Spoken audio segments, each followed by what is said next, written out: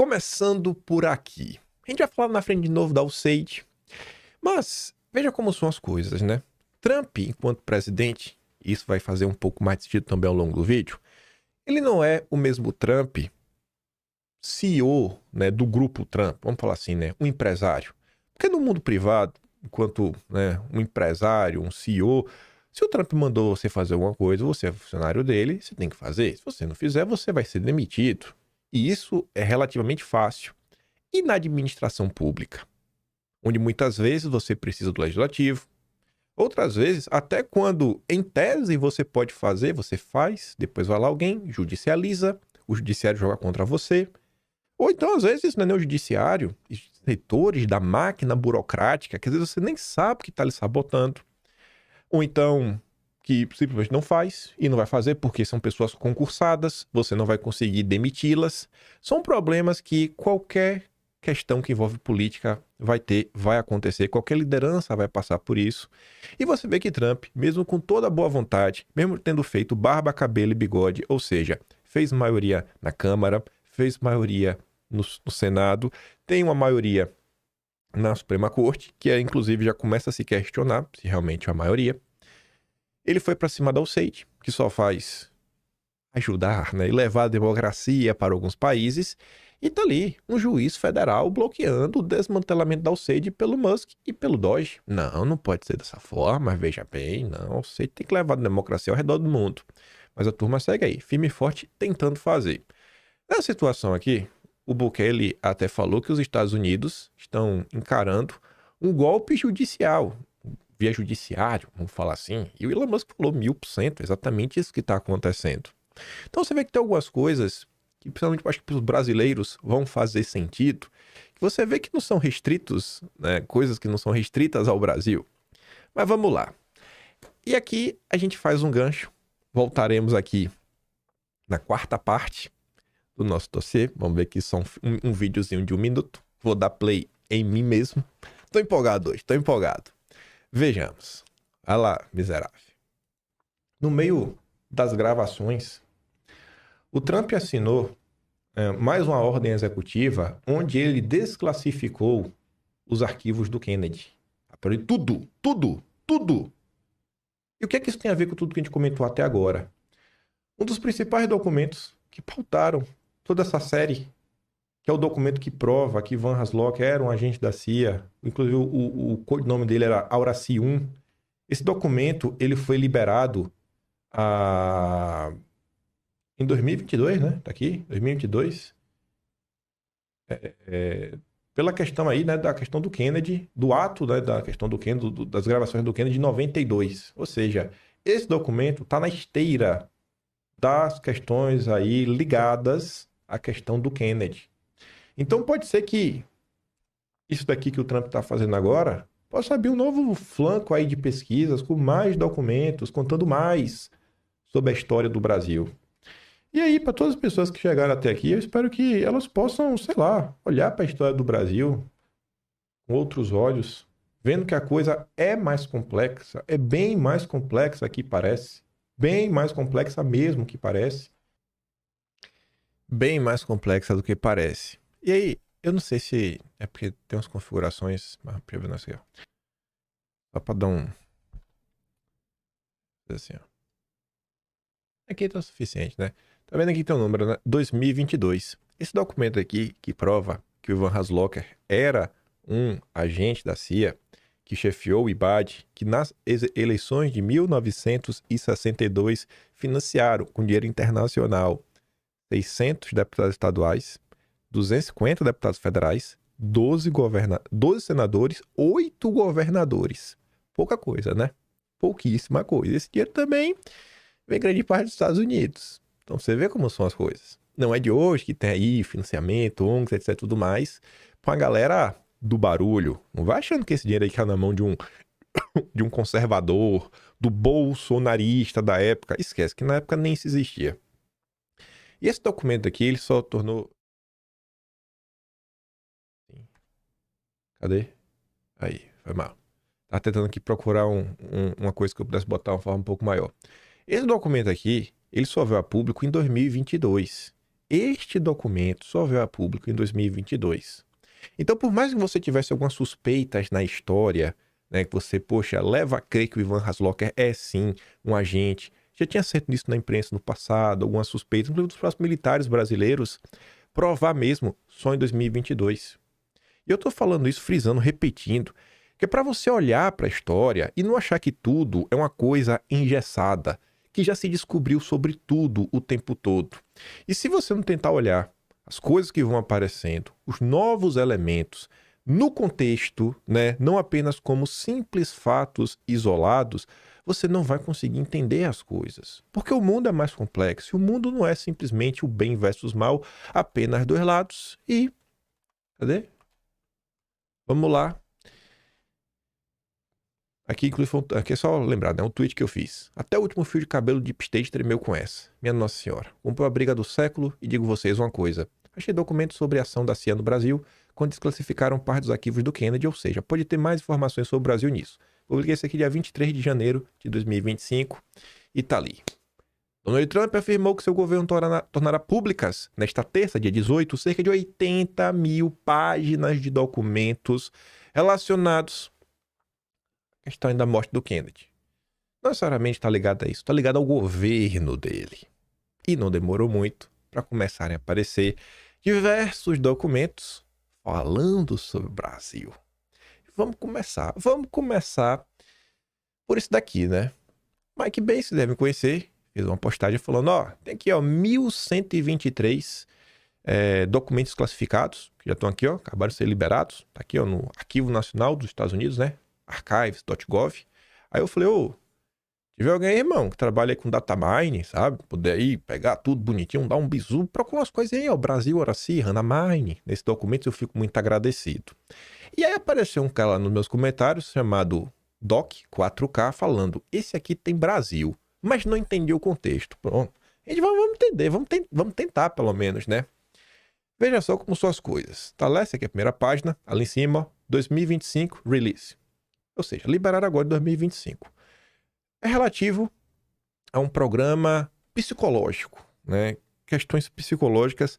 Isso daqui tá ligado, a gente já comentou tanto no primeiro episódio quanto no quarto episódio sobre questões que envolvem o uso da imprensa, né? E também de algumas agências de inteligência, como a USIA na época, a USIA e a USIS, USIS e USIA, não é o SAID, é USIA e USIS, para você conseguir impor determinadas narrativas que sejam favoráveis ao governo americano. Na época, isso aqui era principalmente focado a combater as narrativas que o regime de Fidel Castro tentava emplacar ao redor do mundo.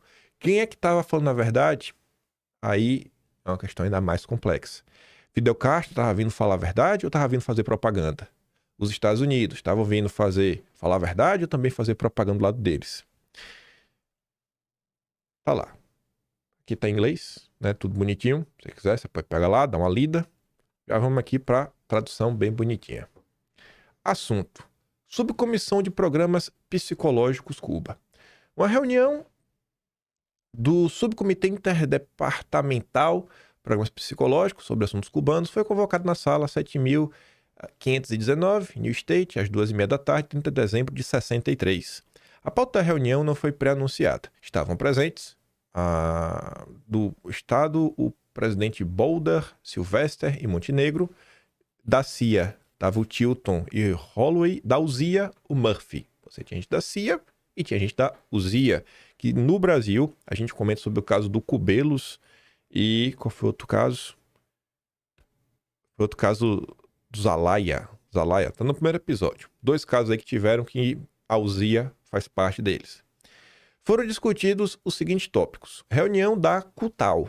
Era a CUT da América Latina. Marcada para o Rio de Janeiro, de 24 a 28 de janeiro, o senhor Montenegro, assessor trabalhista do Estado para a América Latina, descreveu a reunião antecipada como uma assembleia fundadora de líderes trabalhistas de esquerda, socialistas e comunistas que tentarão resolver as suas diferenças. O Estado acredita que haverá um esforço concentrado dos comunistas para arrancar a liderança da Federação Incipiente dos Elementos Socialistas Mexicanos. As seguintes ações foram discutidas. Uma coisa. Então, você tinha um evento, que era um evento de esquerda, né, ou pelo menos simpatizante de esquerda, de matizes diferentes. E isso é uma coisa que fica clara nos primeiros episódios. Sempre repito para vocês, não adianta você querer olhar para o passado e achar que era tudo uma coisa só, que não existiam grupos, facções, alas diferentes e que todas elas, né, concordavam entre si a maior parte do tempo e não tinham divergências. Tinha uma turma que era mais radical, seriam os comunistas da vida, e tinha uma turma mais ou menos, lá, em especial a questão, os líderes trabalhistas. Aí a galera tomou algumas decisões do que fazer. Quatro ações que eles iriam tomar. Primeiro, o Estado deve enviar um telegrama ao embaixador dos Estados Unidos do Brasil, o Estado é o Estado americano, para verificar até que ponto os elementos governamentais locais, não nacionais, apoiarão ações perturbadoras e de assédio antes e durante a reunião. Ou seja, são as pessoas ligadas ao próprio Estados Unidos, né? Manda lá para a embaixada para ver aí, né? Os elementos governamentais locais, né? Não nacionais, ou seja, que não sejam brasileiros. E aí, como é que você vai apoiar? Não, talvez o próprio Estado brasileiro. Enfim, queria saber como é que vai ser, como é que vai ser o apoio. Vai ter ou não vai ter apoio? 2. Declarar circular as postagens latino-americanas com a sugestão de que influências locais sejam utilizadas para desencorajar os delegados dos países de comparecerem à reunião.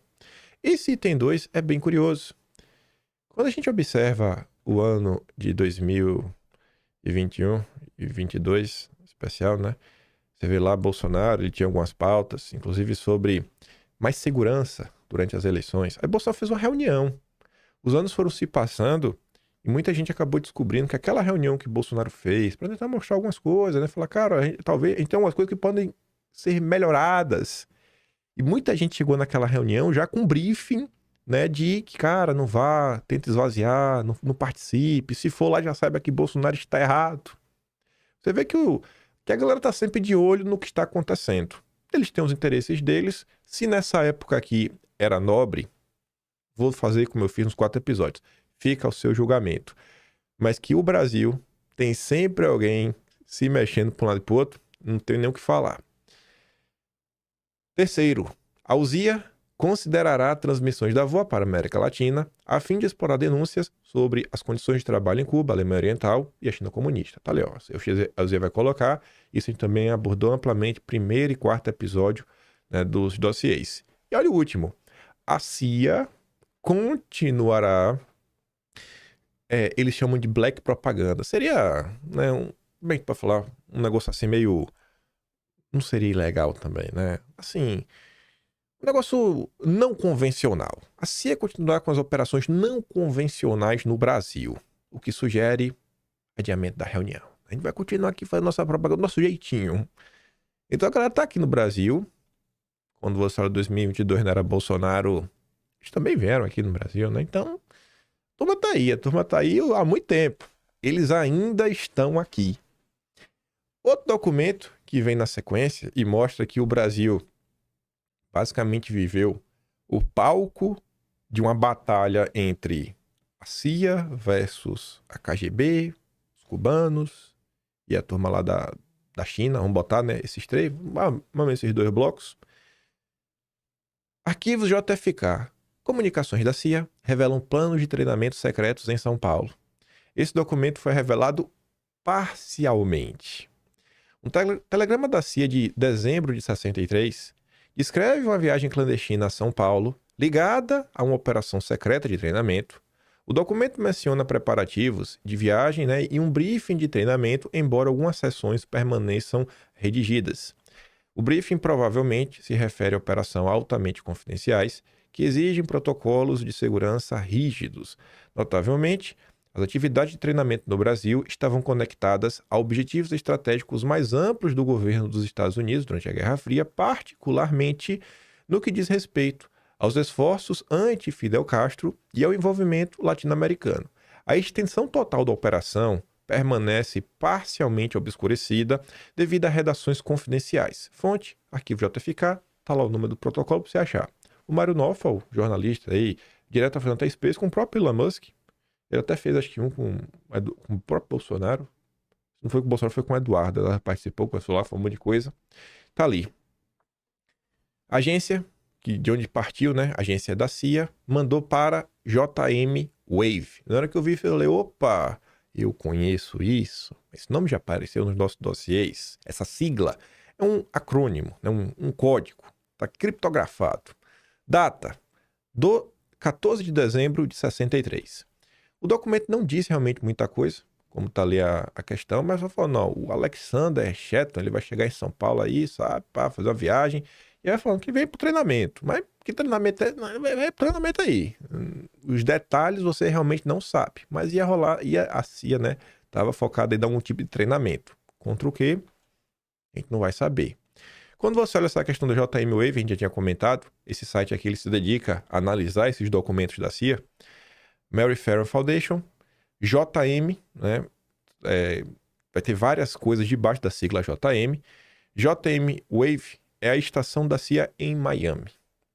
E quando você olha a história do Brasil por diversos momentos, parece que muitas das coisas ligadas a Cuba, tudo que estava ligado a Cuba, meio que passava aí pela JM Wave. Então esse tipo de treinamento, eu creio, existe uma tendência de ter algum tipo de relação com algo ligado a um embate de narrativas em torno da questão cubana. É uma tendência. Outro documento da CIA, liberado aí pelo Trump agora. No final de 1962, agentes de campo da CIA descobriram uma rota de correio segura entre Miami e Havana, usando o sistema de mala diplomática do consulado brasileiro. Em 62, o Jango já era presidente. Mesmo o Jango sendo presidente, e eu acho que o Jango era muito simpático aos Estados Unidos, você via que os Estados Unidos conseguiam utilizar o consulado brasileiro lá nos Estados Unidos como um puxadinho para levar informações de inteligência para dentro de Cuba. Lá, né? A gente estava investigando contatos cubanos em Miami, Nova York, rastreando indivíduos com ligações com operações dentro de Cuba. A mala transferida mensalmente entre o consulado brasileiro em Miami e a embaixada em Havana tornou-se um canal secreto para o envio de cartas e materiais de inteligência para Cuba. Eu falei, mas vejam só, né? Quando você vai para o governo Bolsonaro, eu gosto de fazer esse paralelo, né? Algumas matérias, inclusive pela mão do Jamil Chad, falando que mesmo Bolsonaro tendo uma determinada política internacional marchando numa direção, o Itamaraty, né, pelo menos algumas pessoas do Itamaraty, não respeitaram a vontade popular. Alguns burocratas acham que estão acima do bem e do mal e que eles podem fazer o que eles bem entenderem, né? Porque esse é o Brasil, E mostrou como eles sabotaram diversas coisas da agenda de Bolsonaro. Então, talvez o governo Bolsonaro pudesse ter feito mais. Mas você vê que isso não é algo novo, né? Você vê que o Itamaraty é um braço independente, faz o que quer. Mas a política é assim, não é uma empresa privada, né? Aqui está a primeira página, pode ver ali, ó, liberado 2025. JM Wave, né? Sempre ligado às questões cubanas. Tá aqui.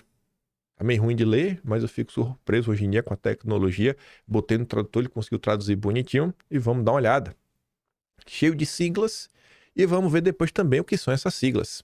Tá lá, ó, referência, o ECA 6637, datada 23 de novembro de 62.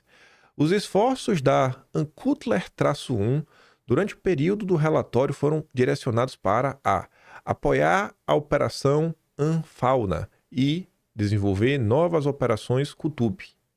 Em apoio à Operação Anfauna, ele tem investigado Anfauna 4, uma coisa que eu percebi. Anfauna normalmente é uma coisa maior, ou um grupo, tipo uma instituição, uma ONG, ou um nome de uma operação, e quando a CIA coloca um dígito após, a ela sempre se refere a uma pessoa. Então você pega Auraci é o IBAD. Auraci 1 é o Ivan Haslocher. Você vai olhar já com quem é o que é o Anfauna e o que é Anfauna 4. Para o qual entrevistou 7 maçons em Miami, que presumivelmente deveriam conhecer Anfauna 4, mas não conheciam, e 2 indivíduos em Nova York que o conheciam. Ancutler 1 também relatou um potencial canal de correio para Anfauna 1 usando Martim Gonzalo Abelen, cidadão brasileiro, nascido em 1915, que é funcionário do consulado brasileiro, e o seu irmão, Martim Manuel, deve ser Martim, Os dois são chamados Martins, não são, porque a Belen tá em maiúsculo, né? Não sei se é Gonzalo Martim, Manuel Abelen Martim, enfim. Gonzalo e Manuel, os dois irmãos, que, enquanto Gonzalo era funcionário do consulado brasileiro em Miami, o Manuel estava na embaixada brasileira em Havana. Esse é o nosso contatinho. Está ali a explicação. Uma vez por mês, uma malote passa entre o consulado brasileiro em Miami, a embaixada em Havana, e a Ancutler 1 tem feito uso dela para enviar cartas para postagem em Havana para Ancutler 2.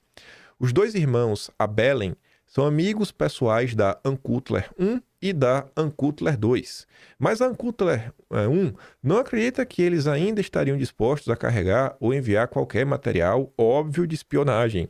Ele acredita que eles estariam dispostos a levar comida enlatada para a Ancutler 2 e isso está sendo explorado com a ideia de esconder dinheiro, mapas, etc. nas latas. Mesmo no governo do Jango. Aí tá ali. A M é tudo ligado à questão. Aqui tá a versão em inglês, né? Operações, organizações e indivíduos relacionados a Cuba. Quando você vai olhar o Ancutler 1, é irmão de David Capeza Coupal, correio da rede Anfauna. Ancutler 2 era uma mensageira e a esposa de Ancutler 1. Era conhecida como Carmina. A Anfauna era uma rede de agentes em Cuba, quase todas mulheres, fornecendo reportagens militares, políticas, econômicas, incluindo relatos sobre a tentativa de dar fim no Fidel Castro. Anfauna 1 era David Cabeza Coupal, líder da organização Anfauna, né? Anfauna 3, Hortência Horizondo Menezes, tá lá, e Anfauna 4 era o Gonzales, um importante oficial do exército cubano, desejoso de desertar em 62. Era contato lá, ó, quero sair daqui de Cuba, me arruma aí uma guarida, que eu jogo uma banana pro Fidel Castro e ajudo vocês. E o Brasil servindo aí, né, de mensageiro na confusão. Olha isso daqui. Isso aqui é um documento que só tem 2 páginas, que não fala muita coisa. É um documento dos anos 60. Cadê a data? Putz, acho que a data fica no próximo. Não estou em dúvida, isso aqui acho que é 1960. Mas quando você olha esse documento, ele está falando sobre as bases da CIA ao redor do mundo. Na divisão WH, deve ser Western Hemisphere, né? Hemisfério Ocidental, deve ser isso. Você vê que a CIA tinha bases em Brasília, cadê? Porto Alegre, Recife, Rio de Janeiro e São Paulo. Bases. 5 bases no Brasil. 5 bases no Brasil. E ver que tem uma no Nordeste, em especial em Recife, faz muito sentido. Principalmente quando você olha que o núcleo Nordeste do IBAD se concentrou em Recife. Desculpa, em Pernambuco como um todo, não é em Recife, óbvio. Mas se concentrou em Pernambuco, no estado de Pernambuco. Tinha lá como principal pessoa a ser combatida o Miguel Arraes. Então faz total, você fala, pô, a turma tava lá, né? Tava lá no Recife. Mas veja só como são as coisas.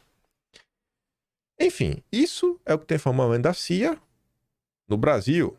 Mas não só tinha CIA no Brasil, né? Pelo amor de Deus. Também tinha galera que vira um pouquinho mais à esquerda, ou talvez bem à esquerda. Também liberado em 2025. Um documento da CIA, datado de 27 de março de 1963. Tá aqui a versão em inglês. Tá aqui começando a traduzir. Isso daqui não deveria chocar ninguém, porque esse tipo de informação, na verdade, esses relatos, se eu não me engano, ele já começa desde 1960. Aqui já está falando de 62, 61. Mas desde 1960 já se fala isso, que é quando tiveram as primeiras expedições de brasileiros que foram receber treinamento em Cuba. Eu não sei qual foi o ano, mas uma pessoa que foi lá dar um abraço no Fidel, ver como é que funcionam as coisas, foi o senhor José Dirceu. Então aqui é só um complemento, né, de uma coisa que deveria ser amplamente conhecida. Mas agora você tem alguns números. Aproximadamente 400 cidadãos brasileiros viajaram legalmente para Cuba em 1962 e outros 24 nos 2 primeiros meses de 1963.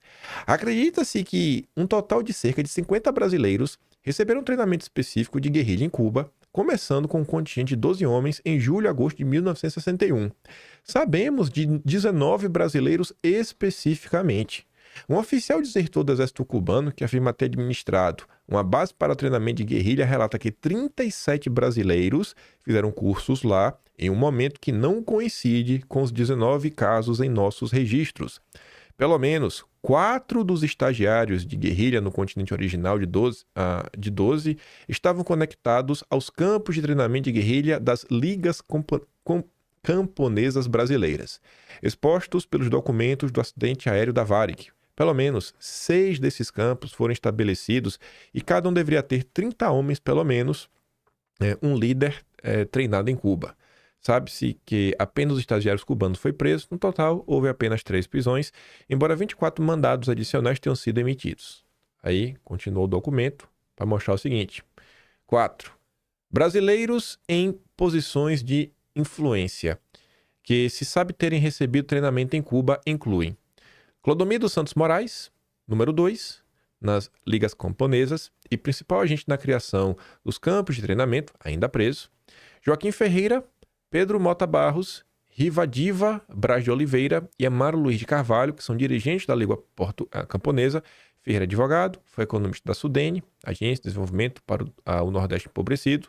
Barros e Oliveira também são líderes estudantis e Barros é líder juvenil do Partido Comunista. Florentina Alcântara de Moraes, líder estadual do Partido Comunista do Brasil em Pernambuco. E aí você tem o Carlos Daniele, Ângel Arroio, Maurício Grabois e João Amazonas, que eram líderes do dissidente Partido Comunista. Isso não devia ser novidade, mas agora você tem os nomes, né? Sei lá, se um dia o pessoal achou que era a teoria da conspiração, você está vendo agora provado por A mais B. Você também teve outro documento, e esse aqui agora talvez seja o mais polêmico e o que abre a melhor das discussões. Olhar para tudo isso daqui como se fosse um simples fato isolado que prova tudo por A mais B, eu acho que não prova tudo por A mais B. Tem que olhar com um olhar relativamente crítico para entender e trazer uma contextualização. Ainda mais porque foram eventos que foram acontecendo ao longo do tempo, porque essa ajuda foi oferecida e tudo mais, mas indireto ao ponto. China e Cuba ofereceram apoio ao governador brasileiro. Em agosto de 1961, Mao Zedong e Fidel Castro ofereceram suprimentos e voluntários ao Brizola durante a crise política do Brasil. Que crise política? Que crise política é essa em 61? Brizola, liderando o movimento para garantir a sucessão do Jango, após a renúncia do Jânio Quadros, recusou ajuda, temendo que isso criaria um caso internacional e provocaria a intervenção dos Estados Unidos. Enquanto a oferta de Castro vazou para a imprensa, a de Mao permaneceu em segredo. Mas a CIA sabia disso. Ficou em segredo para a imprensa, mas a CIA sabia. Revelado ali em 2025, né, lá no topo, documento datado de 3 de setembro de 1961. Aí tá ali. Documento bonitinho, né? Na verdade, documento mesmo, a semana de 27 de agosto, distribuído em 3 de setembro. Aí vamos olhar, né? Botei aqui o parágrafo e tem uma segunda página que só tem uma linha. Aí eu botei aqui para ficar um embaixo do outro, para ficar mais fácil, né? Só para ver, para poder botar a tradução de tudo junto. Durante a semana de 27 de agosto, o presidente do partido, Mao Tse-tung, o cara falou Mao Zedong, na verdade é o Mao Tse-tung, dos comunas e o premier Fidel Castro de Cuba ofereceram apoio material, incluindo citações a voluntários, a Leonel Brizola, governador do Rio Grande do Sul, que estava liderando a luta no Brasil para garantir a sucessão à presidência do Jango após a renúncia do presidente Jânio Quadros. Brizola não aceitou a oferta, embora ele apreciasse o apoio moral, porque não queria criar um assunto internacional da crise política do Brasil. Comentários de campo, Brizola obviamente tinha medo que, se as ofertas fossem aceitas, os Estados Unidos poderiam intervir. A oferta de ajuda de Castro vazou à imprensa, a de Mao não. E aí você vê, a linha 2 diz que esse documento deveria ser disseminado, né, para o Estado, o Departamento de Estado americano como todo, FBI, Exército, Marinha, Aeronáutica e duas siglas que eu não sei o que é. Eu acho que o Brizola tava certo, né? Falou, ó, a galera acho que tá... Ó, não é bom isso aí não, meu irmão. Fica de boa aí, tá? Obrigado pela ajuda. Obrigado aí pela moral, mas tô de boa. Vamos trazer isso aqui para um contexto maior. Teve gente que pegou isso daqui e falou, tá vendo aí? Tá vendo aí que 1964 foi necessário? Tá provado por A mais B que tinha sim uma grande ameaça comunista no Brasil, etc, tudo mais. Eu vou lembrar daqui a pouco até o que tá naquele livro que a direita vem com apreço, que é o 1964, o Elo Perdido. Mostra lá o que a KGB, a Tchecoslováquia falava. Mas o fato é, gente, é que em nenhum momento, essa galera colocou alguém na pista. Tiveram esses grupos armados no Brasil? Com toda certeza. Mas quando você pega o Jango em especial, esse não colocou. E quando você olha, quem já chegou até aqui, você tinha 5 bases da CIA no Brasil. Você tinha o Ivan Haslocker. Você tinha a CIA monitorando tudo que estava acontecendo e sabendo do que estava acontecendo.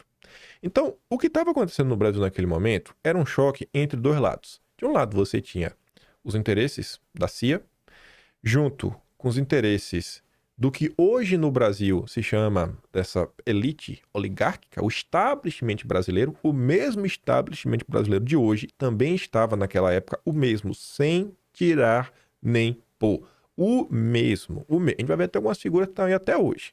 O mesmo establishment, os mesmos banqueiros, eram só os ancestrais, né? Gente que veio antes, era o pai, né? Você pega a família Moreira Salles. A crise política aqui até então anunciada era o quê? A turma no Brasil é tão democrática, respeita tanto o resultado das coisas, e aí é aquele ponto, você pode falar, mas, cara, vocês mudaram a regra no meio do jogo. A regra no Brasil previa o quê? O cara renunciou, assume o vice-presidente. Os caras deixaram o jogo assumir, mas eles mudaram o sistema político para o parlamentarismo. Da mesma forma que vocês veem que atualmente eles querem colocar o semipresidencialismo, que é a mesma bobagem. No final do dia eles querem tirar o poder do presidente, colocar normalmente na mão de uma classe que é eleita e que não é tão eleita assim. Porque você sai procurando na sociedade a galera que vota no chamado centrão, o cara vota por alguma razão que muitas vezes você até desconhece, ele nem lembra. Muitas vezes o voto de máquina, o cabresto, você vai gerando um cenário. Então a turma não queria deixar o Jango assumir a presidência. Aí o avô, aí colocaram o parlamentarismo, o avô do Aécio Neves era o primeiro-ministro, Tancredo Neves, e aí o avô do Aécio Neves montou lá um grande time, né, ministro, nomeou como ministro da Fazenda o Walter Moreira Salles. Olhar para trás achando que a gente tinha o bem versus o mal, não era assim. Naquela época, os Estados Unidos tinham o interesse dele, tinha não deixar que o Brasil se tornasse um país, que é um país continental, alinhado aos interesses da União Soviética, de Cuba, da Comunada. Não, isso aqui não.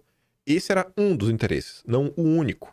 Não o único. Se você pega os documentos, está lá, inclusive na segunda parte, documentos da época, os country plans, eles colocavam que um dos problemas também a ser combatido na América Latina era o surgimento dos movimentos nacionalistas. E a gente relembrava lá a questão da lei amazônica, tentando sabotar a soberania nacional. Você pega a questão do petróleo é nosso, que inclusive teve a CPI dos Rockefeller, mostrando que teve dinheiro, né? A Mancan Erickson aí metendo dinheiro em jornal para não falar bem da campanha Petróleo é Nosso, fazer total silêncio, fazer crítica. A mesma Mancan Erickson que o Lula estava tentando contratar aí sem licitação, né, Lula? As coisas não mudam. Você teve o escândalo do Walter Link, que falou que o Brasil não tinha petróleo. Olha só, o Brasil não tinha petróleo, que era geólogo que trabalhou para a Standard Oil, dos Rockefeller. Você teve o caso da CPI da Globo, Time Life, que a Globo estava recebendo um trocadinho vindo de fora, que meio que não podia. A CPI até falou que não podia. Por que a Globo não fechou? Ah, não me pergunte, que eu também queria saber. Enfim, você teve o caso do Instituto Hudson. Tiveram inúmeros casos tentando dar um totó no Brasil, uma rasteira, tomar uma coisa aqui, tomar uma coisa colar. Isso vem de fora. Nacionalmente falando, toda essa turma que apoiou o que aconteceu em 64, que não começou do dia pra noite, a gente comenta lá, você pega um homem que confessou, porque para mim esse é o melhor exemplo. Júlio de Mesquita Filho, dono do Estadão, ele confessa em seu próprio jornal, em 12 de abril de 1964, na página 144 Vespertino, Roteiro da Revolução, ele confessa que desde 20 de janeiro de 62, ele já estava tramando um golpe. Ele confessa. Agora, quando o Estadão fez 150 anos, a Folha de São Paulo relembrou isso. Ano passado, 60 anos de 64, Marcelo Godoy do Estadão precisou vir a público passar um pano para justificar o comportamento golpista do Júlio de Mesquita Filho. E esse establishment brasileiro são as mesmas pessoas que deram um golpe de 1889. Então, o Brasil, eu até dou um exemplo, que é como se fosse um bambu. O bambu é uma árvore bem flexível. Você pode pegar o bambu, você puxa para um lado, você puxa para a direita, puxa para a esquerda, mas quando você solta o bambu, ele vai. Daqui a pouco ele para no meio. Ele tende a voltar. O que a turma quer o tempo inteiro é levar o Brasil de volta à República Velha. Aquele mesmo esquema. Grandes oligarcas, ligado às corporações da época, lá atrás era o café, leite. Agora é o quê? O mercado financeiro. Chega-se agora a carne também, né? Tem uma empresa aí, nosso irmão Batista, bicho muito poderoso. Você vai olhando assim, vai as coisas. É o mesmo padrão de sempre. Eles sempre fazem isso. Foi assim. Tomaram o olé do Vargas, tentaram tomar o poder em 32, perderam, mas tentaram. As mesmas pessoas. Tem um livro sobre isso, do filho do Dulles, né? O papel da faculdade do Largo de São Francisco, na Revolução de 30. Ele fala dos bucheiros da época. Você pega o 64. Aí, graças a Deus, agradeço aí ao Costa e Silva e os linha duras pelo AI-2, porque o plano foi por água abaixo. O plano era um governo rápido para eles tomarem o poder. E aí o milico falou, não, a gente vai ficar aqui. E aí começou a ter algumas tensões. Graças ao AI-2 que eles não saíram. E é o momento que a Globo deixa de apoiar, que o Estadão deixa de apoiar. Então, olha para essas coisas com um contexto amplo, se você quer entender a história. Não dá para você analisar a história com viés de confirmação. Não dá. Simplesmente não dá. Mas não para por aí, não. Vamos pegar essa questão aí, né? E trazer à tona, não com base nos documentos liberados agora. Nessa busca por documentos liberados agora, eu achei em um desses sites aí. É outro site que também tem os arquivos. Não é o archives.gov, mas é um site do governo americano. Os telegramas secretos do Departamento de Estado para o presidente. Esse daqui sai da Embaixada do Rio de Janeiro, 21 de novembro de 63. Olha o item 8. O que a galera está monitorando. O discurso do diretor do Estadão. Tu vai dar uma olhada, né? Tá ali em inglês. Júlio de Mesquita Filho, diretor do Estadão, né? Eles classificam como o New York Times do Brasil. Tá tudo errado, não. É relatado em seu jornal e em outros, por ter dito na reunião da Associação Interamericana de Imprensa em Miami, em 18 de novembro, que a única esperança para o Brasil é uma mudança de governo. Mesquita também teria dito que, embora o presidente Goulart não seja comunista, veja, nem o Júlio de Mesquita Filho achava isso, e nem os americanos achavam que o Jango era um comunista. E isso, às vezes, assim, hoje me incomoda um pouco, mas eu entendo a cabeça. A direita tenta encaixar todo mundo. Todo mundo é comunista. Não, gente, nem todo mundo é comunista. Nem todo mundo é comunista. Os chamados trabalhistas, eles estavam na esquerda, sim, mas não necessariamente são comunistas. A grande crítica contra o Jango era a leniência dele em relação aos comunistas e a proximidade dele com vários comunistas. Não entender essas nuances, você não vai conseguir pegar a coisa no contexto geral. Mas tudo bem. Enfim, ele está cercado por comunistas, ó. O Jango não seja comunista, ele está cercado, e conselheiros criptocomunistas que estão fazendo de tudo para impedir o sucesso da Aliança para o Progresso, que era um programa lançado pelo Kennedy, que o dinheirinho cantava, rodava, chegava no bolso de muita gente. E isso daqui surge no mesmo contexto da criação da USAID. É o pai da USAID, Aliança para o Progresso. E o Júlio de Mesquita queria que o dinheirinho rodasse, porque esse dinheirinho estava chegando, em especial, por Carlos Lacerda, que era o candidato do Júlio de Mesquita Filho. Enfim, a nova assistência dos Estados Unidos ao Brasil será inútil até que o atual governo seja substituído. Ele acrescentou que o regime de Jango pode acabar em breve violentamente, como aconteceu com o regime do ditador Getúlio Vargas. O que a gente está vendo agora no Brasil? Eduardo Bolsonaro se exilou. E por quê? Porque Eduardo Bolsonaro começou a ser perseguido pelo PT, porque ele resolveu contar o que estava acontecendo no Brasil, pela ótica dele. Coisa que o PT já fez no passado. O Estadão, que publicou semana passada um editorial para justificar o apoio que ele deu ao inquérito das fake news, que já tem 6 anos. 6 anos. 6 anos. Né? Ele fez aí coisa. E aí você tá vendo um cenário que todo o consórcio fica, né, quase que justificando que realmente Eduardo Bolsonaro tem que ser punido. Como que a gente pode viver no Brasil, em pleno 2025, que o Estadão, o dono do Estadão, foi lá fora pedir intervenção, falar que o dinheiro que vocês estão enfiando, enfie dinheiro, eu quero que você enfie, mas tem que derrubar o governo, e aí, talvez o governo caia de forma violenta. Se Eduardo Bolsonaro falasse isso aqui, aconteceu o que com o Eduardo? O que ia acontecer com o Eduardo Bolsonaro se ele falasse isso? Mas é pior. Eduardo, meu Deus, é um fritador de hambúrguer perto do Júlio de Mesquita. Coitado, queria Eduardo ser um golpista igual o Júlio de Mesquita, filho. As declarações de Mesquita provocaram reações imediatas e previsíveis nos círculos da administração. Última hora chamou de Rosa de Toque e o ministro da Justiça, Jurema, está ameaçando acusado de violação da Lei de Segurança Nacional. A reação, no entanto, até agora tem sido consideravelmente menor do que se seguiu a publicação de entrevista do governador da Guanabara, o Lacerda, em 29 de setembro no Los Angeles Times, semana 40, também fez, falando contra o Brasil. Aqui podia. Quero Jango. É interessante notar a total falta de reação da administração à terceira declaração inflamatória, porque tiveram 3 declarações. O Júlio, Lacerda e o Brizola, que também deu entrevista lá, né, feita em imprensa estrangeira nos últimos 2 meses por uma importante figura pública, a do cunhado de Goulart, Leonel Brizola.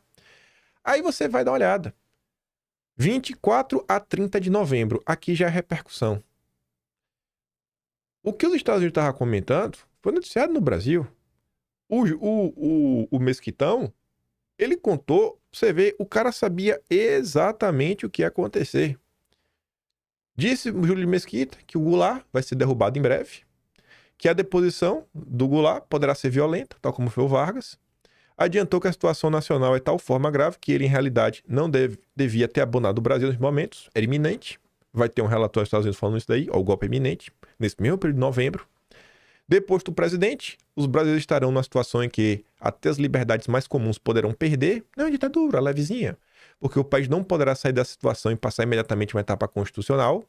No lugar do presidente derrubado será colocado o governo forte, militar, mas não será eterno, porque a ditadura não é compatível com a vontade do povo. Aí veio o AI-2, que nos salvou desses golpistas. Os golpistas brasileiros, Júlio de Mesquita Filho, dono do Estadão, turma da Globo, parabéns pelo AI-2. Obrigado, Costa e Silva. Obrigado, Costa e Silva, por não largar o outro. Obrigado. Deu um golpe nesses pilantras. Contudo, quando o governo cair, duvido que haja um governo democrático em seu lugar. Quer celebrar? Celebra o AI-2. Celebra o AI-2. Porque essa turma veio em 64 e aí tomou um AI-2 para chamar de seu. Eduardo Bolsonaro, você que tá vendo o mundo cair nas suas costas, só por relatar o que está acontecendo ao Brasil. Eduardo, quem é você na fila do pão perto do Mesquitão? Júlio de Mesquita pede aos Estados Unidos que não permitam Tacuba no Brasil. E que para isso acontecer, estarão prontos para lutar até mesmo usando bomba atômica. Tu já pensou se Eduardo Bolsonaro fala assim, não, rapaz, mas larga lá, um cabum no Brasil. Se pessoas foram perder sua vida, tanto faz. É pelo bem da democracia. Tu já pensou se Eduardo Bolsonaro fala isso? Tu já pensou se Eduardo Bolsonaro falando isso? É essa galera que tá aí no Brasil hoje falando que quer ser democrático e o que não é ser democrático.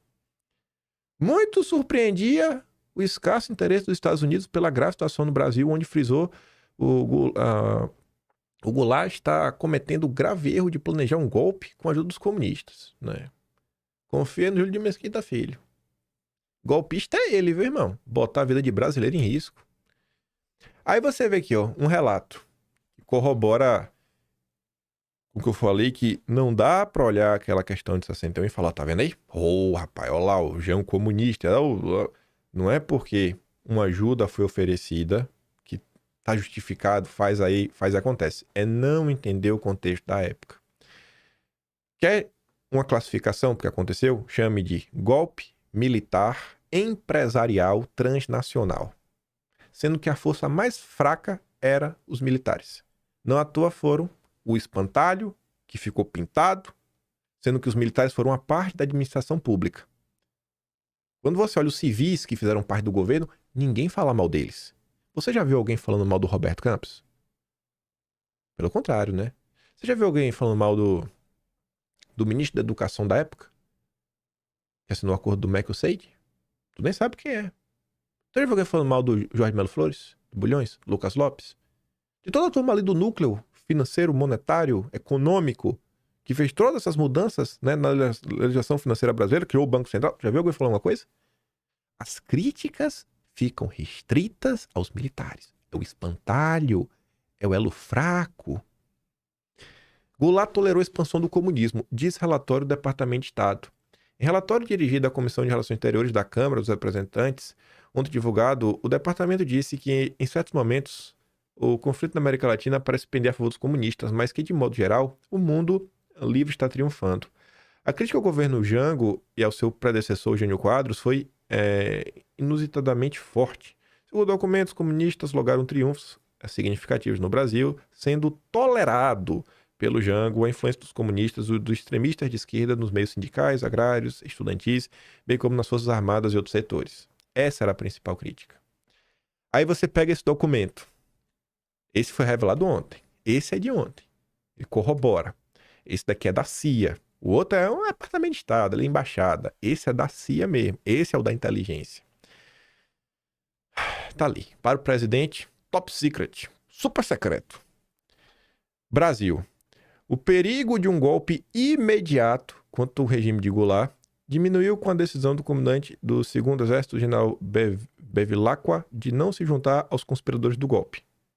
Em novembro, a CIA já sabia que tinha um golpe iminente. Júlio de Mesquita fala, olha, eu tô aqui, nem sei se eu podia estar aqui, porque o golpe vai vir daqui a qualquer momento. Bevilacqua tem sido uma espécie de sem-tensão, pode ter sido solicitado a entregar seu comando hoje, como parte de uma série de realocações feita pelo Jango para manter os militares equilibrados. Do outro lado da moeda, há uma crença generalizada que o próprio Jango recorrerá em algum momento a um golpe para estabelecer um regime autoritário. Aí depois segue com mais 3 itens. Como exemplo, Ranieri Mazzilli, presidente da Câmara dos Deputados e próximo na linha de sucessão à presidência, disse ao embaixador no sábado, o Lincoln Gordon, que inclusive ajuda a trazer o dinheiro para o Brasil para as eleições de 62, confessa muita coisa, leva o McCloy para falar com o Castelo Branco, para destravar a questão da Hannah Mine, aprontou e muito. Nossa! Assiste lá os 4 primeiros episódios. Aí falou para o Lincoln Gordon que desconfia profundamente das intenções de Goulart e pretende manter a mais rigorosa vigilância do Congresso. Tu já imaginou? Presidente da Câmara, conversando com o bastidor melhor. Olha, tá isso aqui, viu? A gente vai tomar aqui, ficar vigilante. Fica ligado aí, viu? Que eu tô ligado lá de cá. Nossa estação no Brasil, aí olha qual era a percepção da CIA. E acabou meio que sendo por isso daqui. A gente aqui no Brasil, acredita que Jango está vivendo em um mundo de sonhos. Ele parece estar fora de contato com a realidade ou muito mal informado. A opinião pública não está com Jango. A tradição de que o poder político só deve ser transferido constitucionalmente é muito forte no Exército, apesar dos relatos de golpe. O maior perigo deste lado é que a oposição possa recorrer a algum ato ilegal, dando a Goulart a desculpa para assumir o poder. Porque em 61 eles já tentaram com a questão do parlamentarismo. Inclusive, no 4º episódio, o Golbery relata, numa das poucas entrevistas que ele deu na vida, falando que em 61 eles notaram assim, ó, deu errado, que eles só tentariam alguma coisa de novo. Eles só tentariam alguma coisa de novo quando eles realmente tivessem certeza que agora aí é que a opinião pública toda estava com eles. As condições foram conquistadas ao longo dos próximos meses que vinham a seguir. 31 de março aconteceu o que rolou. Aí, vamos dar uma olhada nisso aqui. Já vi que o vídeo é um pouco longo. Isso aqui é um relato da filha do Jango e de outro cara. Para depois a gente rever umas coisas do 1964. O Brizola insistiu para que o Jango resistisse, e hoje sabemos que os Estados Unidos estavam muito bem preparados caso isso ocorresse, como relata James Green. Então Lincoln Gordon pediu ao Departamento da Defesa de enviar uma força-tarefa de navais de vários tipos para o Brasil e deu o nome Operação Brother Sam, que é muito irônico, é muito cínico, porque a ideia da Aliança para o Progresso era de ser irmãos do Norte ajudando os irmãos do Sul. Então, o Uncle Sam, o tio Sam, ia ajudar a América Latina. Mas não era só tia, não é tia neto, era tia sobrinho, era irmãos que iam se ajudar. Então, eles enviaram essa força-tarefa com armas, com petróleo, com balas e tudo isso, com barcos, e começaram lentamente a descer pelo Caribe para o Atlântico do Sul, na direção ao Brasil. Não ocorreu uma guerra civil. O segundo exército em São Paulo rendeu, decidiu ajudar a conspiração e apoiar o golpe. Houve uma possibilidade de uma certa dissidência dos generais no segundo exército, mas em São Paulo, mas eles aderiram ao golpe. Então, depois de vários dias, quando não parecia que teria uma guerra civil entre as forças regulares e forças dos militares, eles retiraram essa força de força-tarefa. Mas João Goulart decidiu evitar um banho de sangue. Anos mais tarde, o governador do Rio Grande do Sul fez uma confissão à filha do presidente, Denise Goulart. Ele revelou uma conversa assim, muito íntima, só uma amiga minha, a Ana, e meu sobrinho, que era pequeno, meu sobrinho mais velho, filho de João Teixeira mais velho, devia ter uns, foi em 2014, 2004 que o Brizola morreu. Não lembro, meu sobrinho era bem jovem. E ele falou pra mim, depois de conversar há muito tempo, ele falou, Denise, olha, eu tenho que falar uma coisa pra você. Eu sempre fui contra seu pai, no sentido de resistência, que ele não queria resistir, e eu achava que deveria ter resistido. Mas hoje eu quero até te dizer que ele tinha razão. Depois de passados muitos anos e ter refletido muito sobre isso, sobre a história, sobre nossa vida, seu pai, tio Jango, tinha razão. A gente não tinha condições de resistir. E ele tinha razão de dizer que ia ser um banho de sangue. E aí depois ele pediu desculpas pelo exílio, porque disse, a culpa de tudo que aconteceu com vocês, o exílio foi, nossa, então eu também te peço desculpas. É incrível, né, senhor? Ela pediu desculpas errado, né? Ah, imagina, né? O áudio tá ruim porque eles gravaram dentro de um restaurante, né? Você pode ver. Pelo tom do relato dela, não acho que ela tá inventando história. E se inventar, pra mim ter um fundo de verdade, tô falando, cara, o Jango em nenhum momento ele quis fazer alguma coisa. Calma que a gente vai chegar em alguma conclusão. Esse livro aqui, a direita o vê com bons olhos. 1964, Elo Perdido. O Brasil nos serviços dos arquivos do Serviço Secreto Comunista. Se esse vídeo tivesse saído na sequência dos outros 4, eu não iria relembrar isso daqui. Mas como não saiu, para não ficar nenhuma polêmica, vamos rever. Veja como não aceitar o apoio em 61, a Denise Goulart, filha do Jango, falando, pô, meu pai também não queria, como também encaixa com os próprios relatos, como o relato da CIA, falando, ó, o Jango parece que tá em outro planeta, o cara tá no mundo do sonho, o cara acha que tá de boa. Como também, né, reforça isso aqui. Então você tem a negativa do Brizola, o relato da filha do Jango, o relato da CIA e o relato da KGB. Basicamente todos na mesma linha. Cara, o Jango nunca teve muita essa disposição meio golpista da vida. Tá, valeu. Os acontecimentos de 31 de março e 1 de abril de 64 foram uma surpresa total para o Serviço de Inteligência Tchecoslovaco, assim como a já descrita desconspiração do oficial de Serviço de Inteligência e detenção do seu colaborador Mané. Perguntava-se como é possível que a Risendentura do Rio, tão elogiada, não sinalizou nada antes, porque ainda em 2 de abril de 64 relatou que a posição de Jango era forte. A inteligência da KGB falou em 2 de abril, já tinha 2 dias de golpe, não, o Jango tá forte, ele já caiu! Isso não é tudo. No dia seguinte, a Residentura questionou a vitória da reação. Somente em 5 de abril, o registro da Residentura expressa a suposição de que os militares aproximam-se cada vez mais ao fascismo. A deposição de Jango foi realizada diretamente pela extrema reação de círculos civis e militares, ou seja, por aquelas mesmas pessoas que realizam golpes em pequenos países centro-americanos. O fato é que nesses círculos nós não possuímos nem a nossa rede de agentes, nem contatos secretos. Temos, neste trecho, 2 premissas fundamentais. A primeira diz respeito a quem estava por trás do golpe de Estado e a segunda indica a ausência de fontes no bloco dos responsáveis, o que não aparece no primeiro ponto, Washington. Sabemos, portanto, que os agentes tchecoslovacos se dedicaram a identificar e combater a penetração dos Estados Unidos no Brasil, mas apesar da concentração nesse trabalho, não encontraram qualquer sinal da inspiração americana no golpe de Estado. A KGB falhou. Os caras não tiveram capacidade de perceber que a CIA estava no Brasil. No entanto, como o documento revela mais adiante, Jango sempre conseguiu resolver as coisas. Todos esses golpes preparados já haviam virado uma rotina tal que, de certa forma, paramos de acreditar neles. Na opinião do autor do relatório, Jango estava se preparando para o choque com a direita e estava ciente que ele aconteceria, mas acreditava que cumpria o papel de conciliador no confronto. Quando viu que a única alternativa possível contra as aspirações da direita era uma revolução esquerdista e socialista, reconheceu a sua derrota.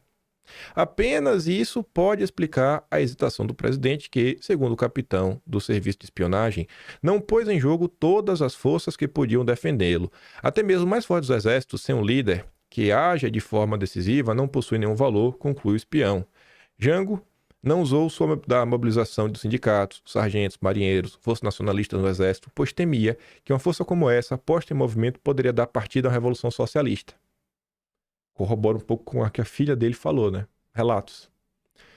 Em sua análise, Scorepa também chamou a atenção para o fato que a redentura deu importância demais aos pontos de vista do Partido Comunista Brasileiro, o que também atrapalhou na formação de uma imagem objetiva. Eles levaram em consideração os comentários do Prestes.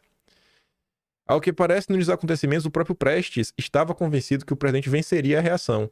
As mudanças nas Forças Armadas foram avaliadas erroneamente e seus avanços democráticos foram supervalorizados, pois o corpo de oficiais continuava bem mais ligado aos latifúndios e ao campo do que ao progressismo das cidades. Eram, em sua maioria, reacionários, como nos outros países da América Latina. Ali até a foto do documento, né? Entre os motivos mais importantes do desenrolar destes acontecimentos, o autor inclui, primeiro, a hesitação típica de Jango e sua incapacidade de levar as coisas até o fim são seguidas pela descrição da reação da imprensa. Em vez de uma ordem imediata para a luta, em vez de conduzir o povo trabalhador para as ruas e convocar um levante nacional, em vez de armar os trabalhadores imediatamente, a rádio do governo, até quando ali apareceram alguns oficiais e bateram no locutor, transmitia somente juramentos patéticos de lealdade ao Jango, o que não ajudou em nada o confronto contra as bazucas e tanques oficiais. Em vez de irem à luta, os trabalhadores jogavam bola, acreditando que Jango resolveria tudo por eles. Na opinião do autor da análise, esta imprudência foi uma característica de todos, inclusive dos ativistas partidários. Aí neste livro, e esse livro, olha a data, 25 de outubro de 2027. 2017 foi 8 anos atrás. Esses documentos revelados agora não existiam. O documento do Ivan Halocher de 2022 não existia. Não existia na época. Então, na ausência desses documentos, com o conhecimento da época, Olavo escreveu o prefácio falando o seguinte: a importância vital deste livro reside em que demole a porretadas esse mito, mostrando que, em contraste com a ausência total de homens da CIA operando no Brasil, naquela ocasião, os agentes da KGB nas altas esferas da República eram documentadamente centenas, talvez milhares. Hoje se sabe que existiam vários homens da CIA no Brasil. Tá aí provado os documentos. Tinha a base da CIA no Brasil. Tá aí, coisa, viagem, o cara tá chegando aí, vai lá, pega no aeroporto, faz isso, faz aquilo outro. 2017, grande parte desses documentos não existiam. Nenhum desses documentos que eu comentei aqui hoje existiam em 2017. No terceiro episódio que eu falei sobre isso, eu falava, cara, eu queria muito ouvir a opinião do Olavo diante dessas novas revelações. Tanto que ele falava, para sustentar que o golpe começou em Washington seria provar não que o governo americano ajudou a fomentar uma gritaria difusa contra a situação, mas que os agentes dele participaram ativo materialmente da conspiração. Participaram, enfiaram dinheiro, desde 62. Mas não existe sequer indício da presença de um único agente da CIA e hoje está provado. Como poderia haver provas? E eu queria muito a opinião do Olavo, porque no mesmo ano de 2017, isso aqui é uma postagem de ontem.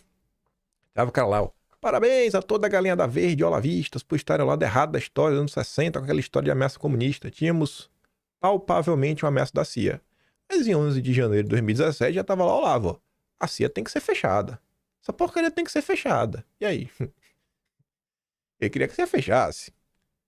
Então, assim, à luz dos novos documentos, e por isso que eu digo, a direita brasileira, ela tem que expandir um pouco, sabe? Na hora de fazer uma análise, trazer novos elementos. Não olhar uma coisa sem contexto. Mas calma, calma que eu tenho uma frase que acho que vai ajudar até a resumir mais tudo que a gente comentou até aqui agora, mas vamos falar da Alceide.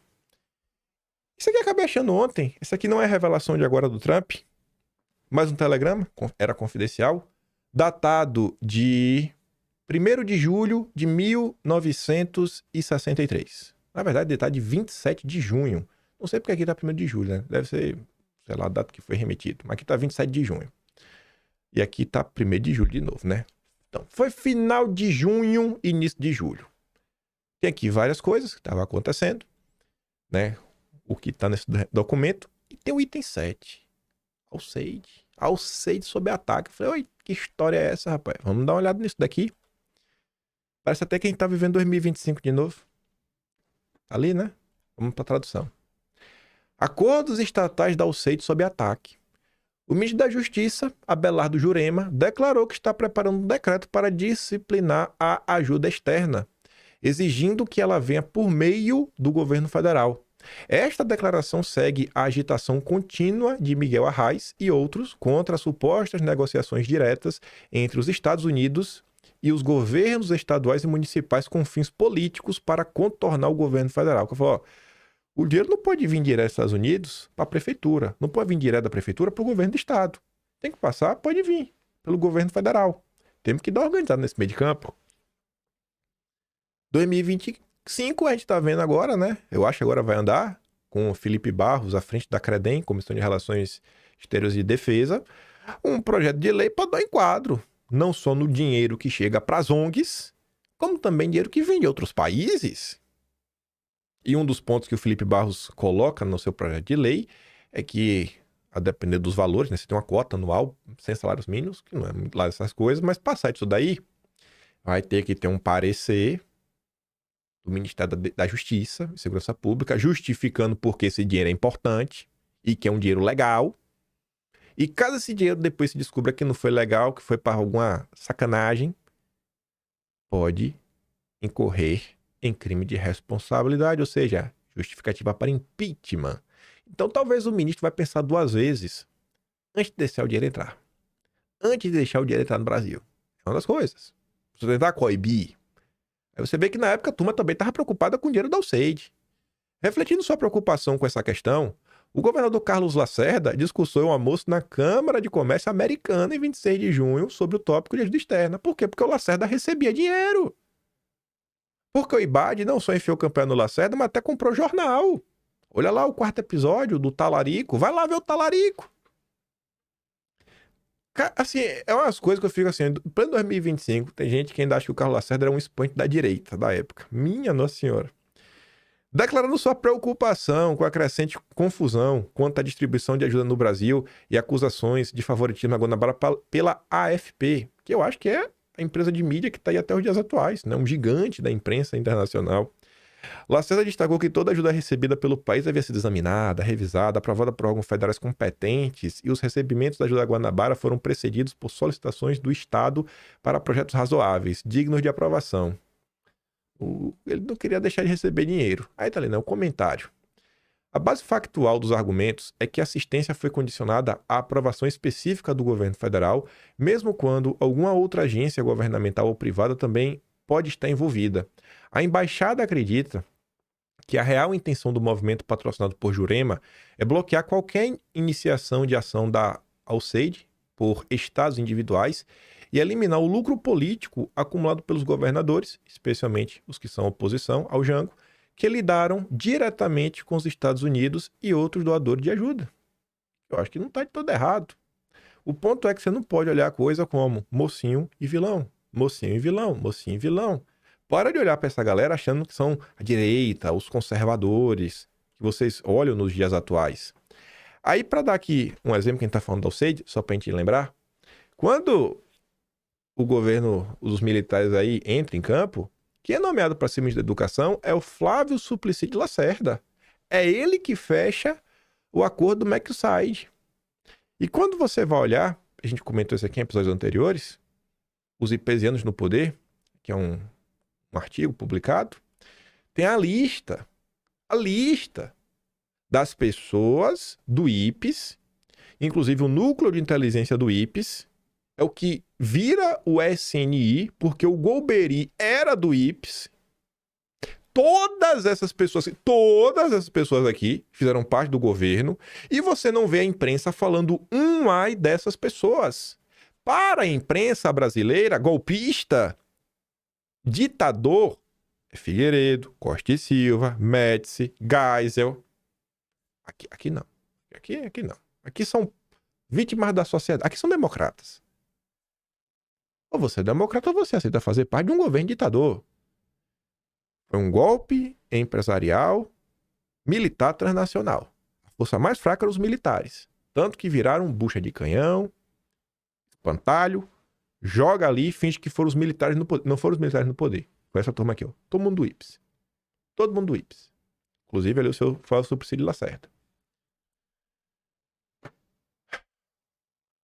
Um tweet que eu acho que vai dar muito sentido tudo que a gente comentou até aqui agora. Esses documentos liberados sobre a Revolução de 64 me fez perceber que minha intuição estava correta. Se tratou de uma disputa entre a CIA versus a KGB e nada mais. A discussão para defender 64 depende de qual desses dois é menos maléfico para o Brasil. Mas no final do dia ninguém está preocupado com o Brasil. Só o brasileiro. Cada um tinha o seu interesse. E passado todos esses anos, 61 anos quase, 61 anos, as mesmas pessoas que estavam contra o Jango seguem no poder nos dias atuais, fazendo as mesmas barbaridades. As mesmas barbaridades. A esquerda não tem o mínimo interesse real de realmente entender o que aconteceu na época. A esquerda só quer fazer proselitismo político para pegar o que aconteceu em 64 e pagar de vítima. Ai, lá, eu era grande democrata, eu que lutei contra a democracia. Não, você não tá porcaria nenhuma. Você estava lá arrepiando, sabe? Partindo para violência urbana. Você não tinha interesse em nada. Em nada, em nada. E aí, os verdadeiros sequestradores do Estado brasileiro, mesma pessoa que sequestrou o Estado no Império, e 64, e vai de novo. A mesma pessoa que estava contra o Bolsonaro estão aí até hoje, pagando democrata, falando que a democracia tem que ser salva, passando inclusive pela Constituição para manter tudo em ordem, né? No final do dia, gente, não é um mundo onde você tem um bem versus o mal. Se você não tentar compreender as diversas forças, as diversas variações, você vai ficar assim, ó, perdido, olhando para um lado e para o outro. E pra gente chegar aqui no finalmente, vou até o fim agora. Vai dar? Não vai dar? Mas não, mais 10 minutinhos no máximo. Trump também assinou esses dias outra maravilhosa ordem que ele pôs fim a desmantelar 7 agências federais, incluindo a Agência dos Estados Unidos para a Mídia Global, controlador da Voice of America, a VOA. Lembra ali? Não, a Alzia aí vai usar a VOA, etc, tudo mais, para fazer propaganda. Ó, a VOA aí, ó, Voice of America. Volta lá atrás, a gente falou da VOA, a Alzia. Aí, ó, o Trump vai desmantelar. Então, se você já... Não, mas lá atrás tava combatendo os comunistas. Mas o Trump vai desmantelar, viu? Eu sei que já... Não atrás combater os comunistas, mas o Trump vai desmantelar, viu? Porque ela não só faz isso. Ela não só faz isso. Ela não só faz isso. Para de achar que só tem bonzinho do outro lado. É tudo descarado. Depois do que a CIA fez contra Bolsonaro, assim, já era pra todo mundo estar vacinado. E o senhor Trump também desmantela o Centro Internacional Woodrow Wilson para Acadêmicos, que é o Wilson Center. Vamos falar do Wilson Center? Dia 16, quando essa notícia, a Gringa Brasília compartilhou o Trump, falando: o governo Trump assinou decreto desativando o Wilson Center, notória agência que operava tal qual a NED, a USAID, interferindo em outros países. O Wilson Center tem grande influência no poder e governo do Brasil, algo que denunciou aqui há muitos anos. Ela colocou aqui uma postagem do Janot, né, que estava lá no Wilson Center, mas já foi de capa dele.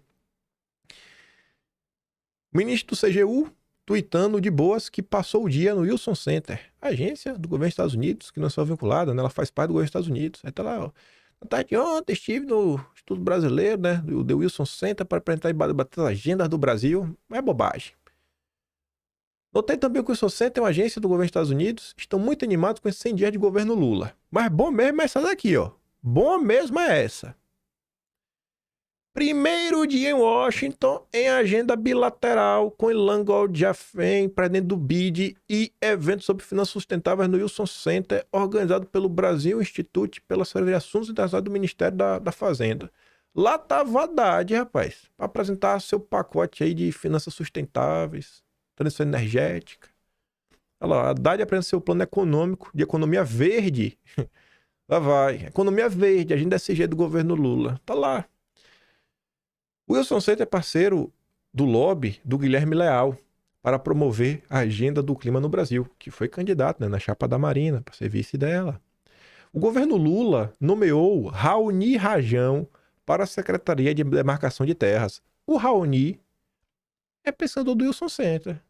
Na demarcação de terra, o Lula foi lá e nomeou, rapaz. Lula é brabo demais, viu? Brabo, Lula. Tu é brabíssimo. Aí tá ali, né? Os trabalhos do Wilson Center para falar de Brasil, indigenismo, meio ambiente. O Wilson Center promove os interesses corporativos dos Estados Unidos que visa diminuir a presença dos comuns na América Latina. Tatiana Prazeres, do Wilson Center, foi nomeada pelo Lula para a Secretaria de Negócios do Exterior de promover um acordo com a União Europeia e desencorajou a entrada do Brasil na Roda Seda. Não que entrar na Roda Seda seja algo bom, mas tem uma agenda. Entra lá na do Macron, vai na do Macron que é boa. E tem muita gente falando que esse acordo da União Europeia que o Lula assinou é para enterrar de vez a indústria brasileira. Gente de esquerda falando isso, gente de esquerda criticando o Lula. O Paulo Henrique Batista Duarte, negócio desse, que era lá do Banco do BRICS, ele tá criticando. Você vem da esquerda criticando. Você vê, mas como assim? Lula? O que você tá fazendo? Mas você vê ali, né? Aí tá falando mal da questão. Pô, o chinês pode aprisionar o Peru. Não vou falar que isso aqui é mentira. Mas você vê, né? Igor Patrick e a Tatiana Prazeres fazem parte aqui desse observatório. E tá lá nomeada pelo governo Lula. Ela que também, né? Você vê que tem parceria com o Atlantic Council, que também tem parceria com o Fórum Econômico Mundial, nosso amigo Klaus Boca de Mosquito, nomeada por Ministério do Alckmin, né? Mas veja só, né? Rapaz, que coisa. Lula! E o Trump desmantelou, viu, Lula? Wilson Center. Aí, uma pessoa deixou uma pergunta pra Gringa Brasília falando: eles financiam ONGs tupiniquins? Ela falando: o Wilson Center não financia ONGs. Ele é um influente instituto que faz lobby, organiza eventos, palestras junto ao governo para promover as agendas e implementar as políticas que os americanos querem no país. É como se fosse um puxadinho de Washington no nosso território. E o Trump desmantelou. Eu só queria isso do Trump. Quanto tempo eu falei? Eu só quero que Trump tire essa turma que segue interferindo no Brasil dia sim, dia também. E aí, pra gente encerrar falando dele, Trump deu uma entrevista ontem para a Fox News, onde ele falou com todas as letras que ele falou assim, ó, aspas, eu sou um nacionalista e tenho orgulho disso. Eu amo este país e quero ajudar outros países também. Falando com todas as letras. E eu pego essa fala do Trump, nem para falar de nacionalismo nem nada, até porque isso eu tô falando para vocês, né, de agora, né, falando, gente, ó, a tendência é só olhar as discussões na Europa como um todo. Aí eu sempre falo, olha que a direita na Holanda está falando também a turma lá do agro. Olha a direita na Itália, olha a direita lá em Portugal, olha a direita lá na Hungria, na Espanha. Olha o movimento lá nos Estados Unidos. Precisamos olhar para o Brasil. O Brasil está entregue. O Brasil realmente precisa voltar para o centro do debate. Urgentemente. E o Trump tá ali, né? Rapaz, irmão, eu sou americano, vou trabalhar pelos Estados Unidos, os Estados Unidos sempre em primeiro lugar, isso e tudo mais. Quer falar que é patriota, soberanista, chame do que for. Mas, gente, assim, eu acho que já não resta nem pra vocês, né? Que o Brasil é um eterno, sabe, alvo de cobiças internacionais. É um eterno alvo de cobiças internacionais. Será que ganharemos uma parte 6? Não sei.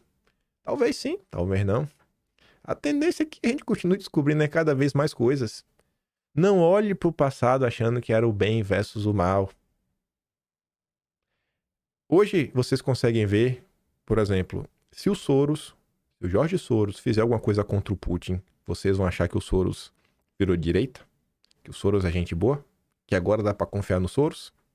Se o Putin fizer uma coisa contra o Soros, vocês vão apoiar o Putin? Só porque ele fez uma coisa contra o Soros? Então pega essa forma de enxergar o mundo, sabe, que ela é complexa, e tente aplicar ao passado. No final do dia, o Brasil tá sofrendo. Só muda quem tá batendo no Brasil. Mas o Brasil segue sofrendo e tem que ser resgatado. Tem que ser resgatado. A galera mesmo que tá aí, incrustada na máquina, os burocratas não eleitos, são os mesmos. Mas antes tivesse chegado na era do Jango. Eles estão aí muito tempo antes. Por hora é isso. Vou mandar o vídeo lá da Denise pra você ouvir, porque às vezes não pode ter captado bem pelo microfone, ainda mais porque tava dentro de um restaurante. Você escuta lá, Denise Goulart. Recomendo assistir aquele podcast completo, Um Espião Silenciado. Ele conta a história do José Nogueira, que é uma história muito interessante de algumas coisas que aconteceram na época. Amplia também a visão sobre muita coisa, sobre o Brasil. E como eu sempre digo, se gosta do meu trabalhinho, quiser um pouco mais, passa no canal, tem um botão de valeu. Tem um P na descrição. Na descrição também tem o canal do Telegram, tem minhas redes e tudo. E tem o Atlas Brasileiro, onde a gente vai ter que registrar isso daqui também, né? E quem sabe ao longo de 4 anos do governo Lula, a gente reúne todos os dossiês históricos. Às vezes publiquei um livro só com eles. Por hoje é isso. Vejo vocês amanhã e fiquem com aquele grande beijo, abraço, tamo juntos. Valeu, meus amigos. Fui!